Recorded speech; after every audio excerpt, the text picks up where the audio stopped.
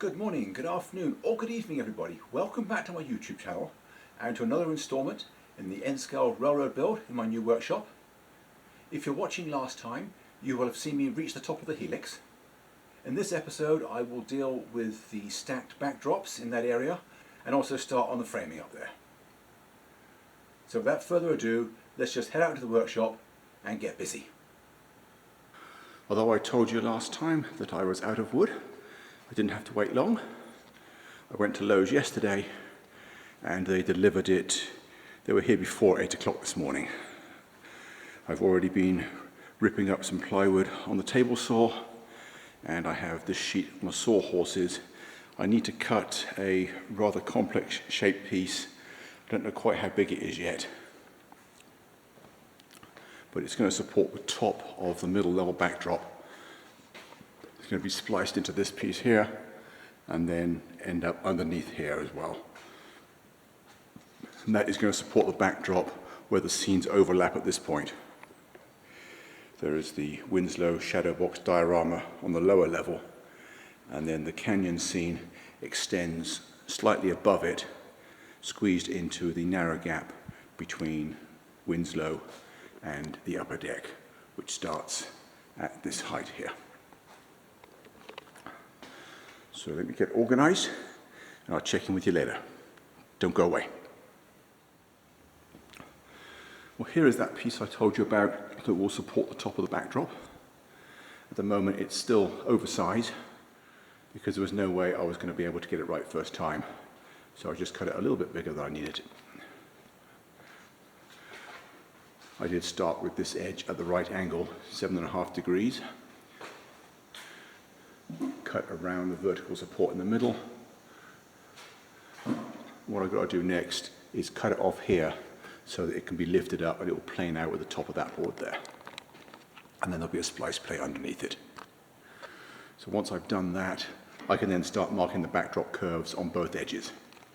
So let me do that and I'll be right back.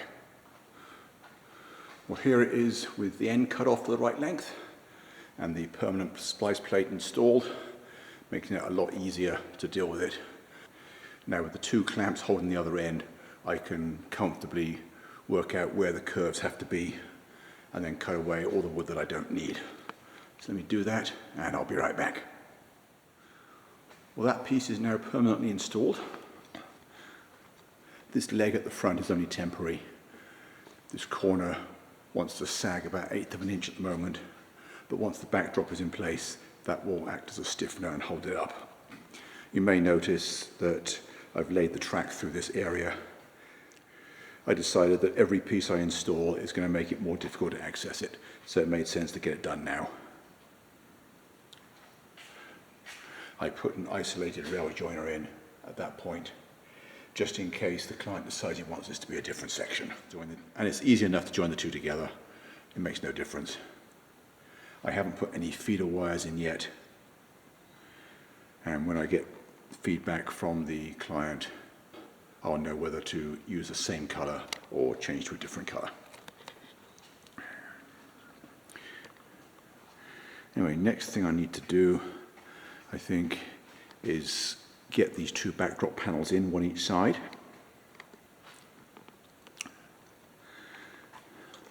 And also another one along there. I've got two long pieces to put along the back and a short piece in the front. And then there'll be some framing that will come up behind this backdrop and support the upper deck above it. But I haven't worked that out yet. So that will probably take me the rest of the morning. Actually, it'll take me into this afternoon as well. And then I will start working on this frame that goes above this section that I'm working on. So a lot to do today. Don't go away, I will check in with you later. Well, so far this afternoon, I have installed these two pieces of backdrop along the back side of the peninsula. And I have also glued up the curved framing pieces for the next frame. Those need to sit there overnight, and then I can take the clamps off and clean them up. Although I am almost out of clamps, I do have 4 left, which is sufficient to work on this area now. I need to figure out what I need in the way of framing and then get the other curved piece of backdrop in. And if I get that far, I think that'll be a good day's work. So let me continue. I'll check in with you later. Don't go away. Well, that is all I'm going to do today. I've got all the framing in for the end of the middle level backdrop and the fascia that goes between that and the Winslow shadow box. I don't feel like cutting those to fit now, and also I've got clamps in the way. So I will do that tomorrow morning. Don't go away. I'll check in with you tomorrow. Well, I came out here again last night just for a short time, and I installed this small piece of backdrop. The idea being that I can now get rid of the clamps and they won't be in the way. First thing I'm going to do this morning is to recycle the clamps from there and also from here where the curved benchwork framing has been gluing up, and then I can build the frame that goes over the top of where I've been working. It joins this piece and it comes around. There'll be another cantilever beam through here, and that will be the other end of it. So let me get on with that. I'll check in with you periodically. Well, here I am working out exactly where the front edge of this upper level goes. It has to be exactly above the lower fascia until the end of the Winslow scene, and then it needs to taper in, and the rest of the bench work is set back 6 inches on the upper level. So that is why this level is plumbed in this location. It means I can measure it there, and it's about 6 inches there. It will become exactly 6 inches on the next straight bit, and then the curve in this corner will make any adjustments necessary. Anyway, I'm happy with the fit, so I am going to start building this frame. Note that I have to build it in situ, there's just no other way of doing it. I have to cut this end off on the spliced beam and extend it with a splice plate behind it because it's more than 8 feet long, and then it will extend from this cantilevered beam.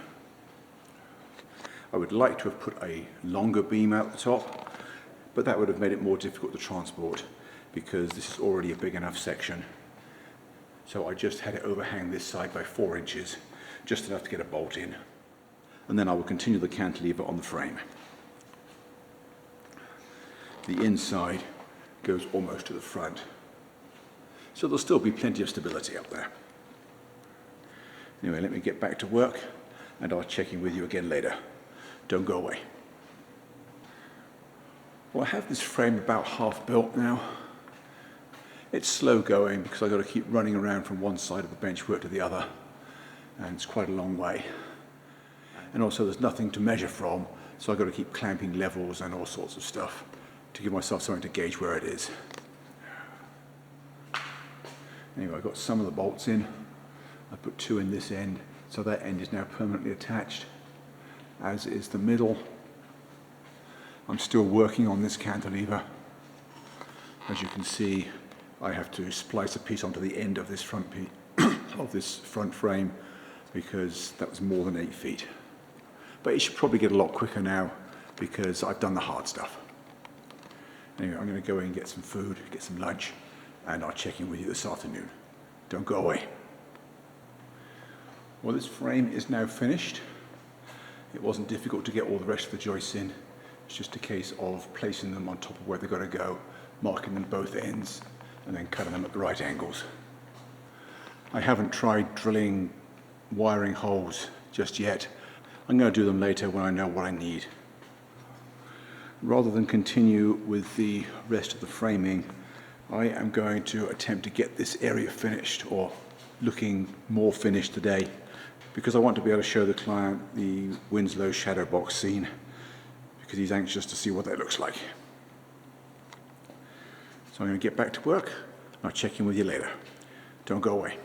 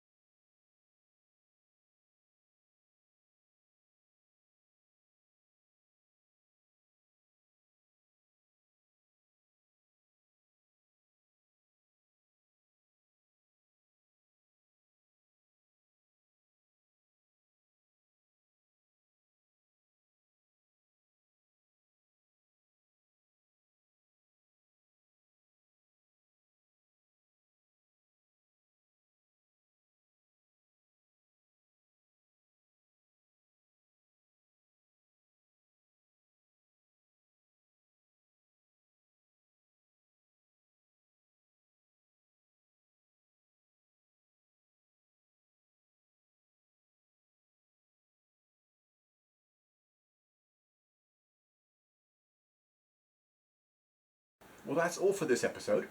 I hope you enjoyed the show and found it useful, and I hope to see you back next time. Thanks for watching, and bye for now.